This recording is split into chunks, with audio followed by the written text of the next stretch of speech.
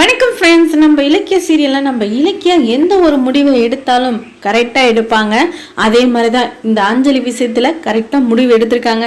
அது என்ன முடிவு அப்படின்ட்டு பார்த்தீங்கன்னா, இதுக்கு முன்னாடி இந்த சிந்தாமணி இருந்துட்டு என் பொண்ணு எப்போ வீட்டுக்கு கொண்டு வரீங்க அப்படின்னு சொல்லிட்டு வீட்டுக்கு வந்து நம்ம ஜானம்மா எல்லாருக்கிட்ட கேட்குறாங்க. உடனே பார்த்தீங்கன்னா நம்ம இலக்கியம் இருந்துட்டு நான் சொல்கிறேன் அந்த விஷயத்த, உங்கள் பொண்ணை இந்த வீட்டுக்கு எப்போ கொண்டு வருவீங்கன்றா கேட்குறீங்க, இந்த ஜென்மத்தில் இந்த அஞ்சலி இந்த வீட்டுக்கு வரமாட்டா அப்படின்னு சொல்லிட்டு நம்ம இலக்கியா ஒரே முடிவாக சொல்கிறேங்க. என்ன இலக்கியா இந்த மாதிரி எல்லாம் பேசிட்டு இருக்க, அவள் தான் திருந்தி இந்த மாதிரி பாய்சன் எல்லாம் குடிச்சிட்டா, அவளை போயிட்டு மறுபடியும் இந்த மாதிரி ஒரு சூழ்நிலைக்கு கொண்டு வரியா அப்படின்னு சொல்லிட்டு இந்த சிந்தாமணி தேவையில்லாதெல்லாம் பேசுகிறாங்க. ஓஹோ, உன் தங்கச்சியை நீ வாழ வைக்கணும்னு நினைக்க மாட்டியா உன் மாமா பொண்ணை அப்படின்ட்டுலாம் இந்த சிந்தாமணி ரொம்ப ஓவரவே பேசுகிறாங்க.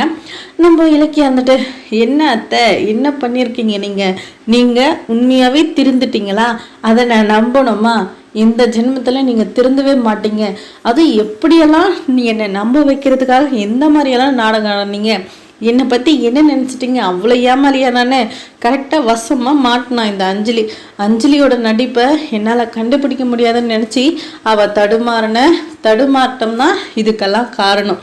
இங்கே பாருங்க, வீடியோவோட காமிக்கிறேன். இந்த அஞ்சலி பாய்சனும் சாப்பிடல, எதுவுமே சாப்பிடல, சும்மாவே நாடகம் ஆடிட்டு இருக்கா. கார்த்திக் கூட எப்படியாச்சும் வந்து ஒன்று சேர்ந்துடணும் அப்படின்றதுக்காக இந்த அஞ்சலி நாடகம் ஆடிட்டு இருக்கா.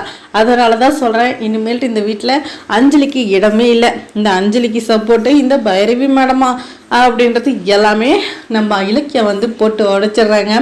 அதுக்கப்புறம் பார்த்தீங்கன்னா இந்த சிந்தாமணி பதட்டமாகறாங்க. என்னது என் பொண்ணு நடிக்கிறாளா, இந்த மாதிரியெல்லாம் பேசுறது அப்படி இப்படின்ட்டு புலம்புறாங்க. என்னதான் புலம்புனாலும் உண்மை வெளிவந்தாச்சு. இதுக்கப்புறம் இலக்கியா வந்து அஞ்சலியா அந்த வீட்டுக்கு கார்த்திகோட சேர்த்து வைக்க மாட்டாங்க. ஏன்னா கார்த்திகோட வாழ்க்கை தாங்க முக்கியம். இந்த மாதிரி நாடகம் நடிச்சுட்டு இந்த வீட்டுக்கு பணத்துக்காக வர போயிட்டு நம்ம கார்த்திகை சந்தோஷமா வச்சிருப்பாங்களான்னு பார்த்தீங்கன்னா கண்டிப்பாக நம்ம கார்த்திகோட வாழ்க்கை சந்தோஷமா இருக்காது. நம்ம லவ் பண்ணாங்கல்ல அவங்க கூடவே நம்ம இலக்கியா வந்து கார்த்திகை சேர்த்து வைக்க போறாங்க. அதுதான் நடக்க போகுது. ஜானம்மாவும் ரொம்ப ஹாப்பி படுவாங்க. ஆனால் ஜானம்மா மனசுல இந்த பைரவி இல்லாத போல அதெல்லாம் ஏற்றி விட்டுட்டு இருக்காங்க. இலக்கியா வந்து இந்த குடும்பத்தை கெடுக்கிறா, அது மட்டும் இல்லாமல் கார்த்திகோட வாழ்க்கையும் கெடுத்துட்டா, இதுக்கப்புறமும் நீங்கள் இலக்கியாவை நம்பாதீங்க, அதே மாதிரி தான் உங்களையும் இந்த வீட்டை விட்டு விரட்டிட்டு வா அப்படி இப்படின்னு சொல்லி ஏற்றி விட்டுருக்காங்க. ஆனால் ஜானம்மா ரொம்ப கோபப்படுறாங்க. இருந்தாலும் நம்ம ஜானம்மா கோபப்படுற மாதிரியே தான் நடந்துட்டுருக்கு. இருந்தாலும் நம்ம ஜானம்மா கண்டிப்பாக நம்ம இலக்கியாவை புரிஞ்சுக்குவாங்க.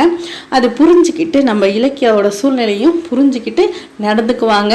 இப்போ ரேவதி அம்மா ஒரு பக்கம் நம்ம கௌதம் புள்ள வந்து நம்மளை அம்மா கூப்பிடணும் அப்படின்னு சொல்லிட்டு நினச்சிட்டு இருக்காங்க. என்ன நடக்கும்ன்றதை பார்க்கலாம். இந்த வீடியோ பிடிச்சிருந்தா லைக்